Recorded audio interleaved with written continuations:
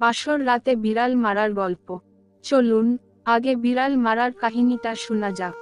একদা বাগদাদের বাদশাহের ছিল দুইজন কন্যা। এই দুই রাজকন্যা ছাড়া তার ছিল না কোন রাজপুত্র। রাজকন্যা দুজন ছিল বাদশাহের অনেক অনেক আদরের।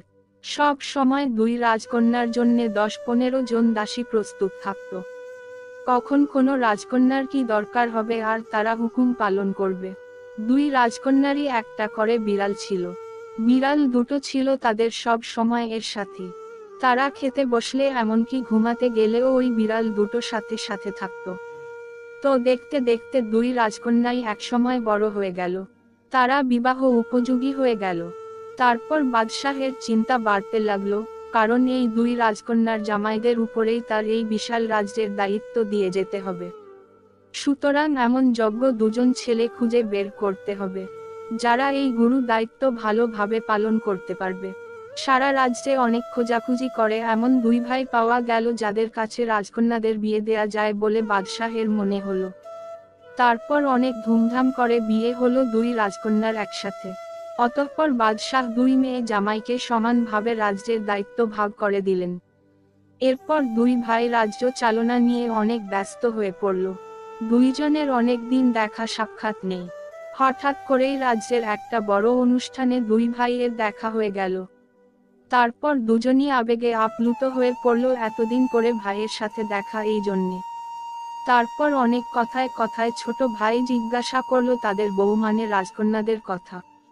তখন বড় ভাই বলল, বড় রাজকন্যা তাকে অনেক সমীহ করে চলে, তার কোন কাজই করা লাগে না, ইত্যাদি ইত্যাদি। এইসব শুনে ছোট ভাই বলল ছোট রাজকন্যা তার কোন যত্নই করে না, সব সময় রাগারাগি করে, এমনকি মাঝে মাঝে গায়ে হাত তুলে। তখন বড় ভাইকে জিজ্ঞাসা করলো কিভাবে রাজকন্যাকে বশ করলো। তখন বড় ভাই বলল, রাজকন্যার বিড়ালের কথা। ছোট ভাই বলল, হ্যাঁ, ওই বিড়ালকে তো আমার চাইতেও বেশি যত্নে রাখে। বড় ভাই বলল, হ্যাঁ, প্রথম দিন বাসর রাতে ঘরে ঢুকেই আমি একটা তরবারি দিয়ে ওই বিড়ালের ওপরে দিলাম এক কোপ। ব্যাস একবারে দুই ভাগ। এই ঘটনায় বড় রাজকন্যা ভাবল আমি মনে হয় অনেক বড় কোন বীর, এরপর থেকেই সে আমাকে অনেক সমীহ করে চলে।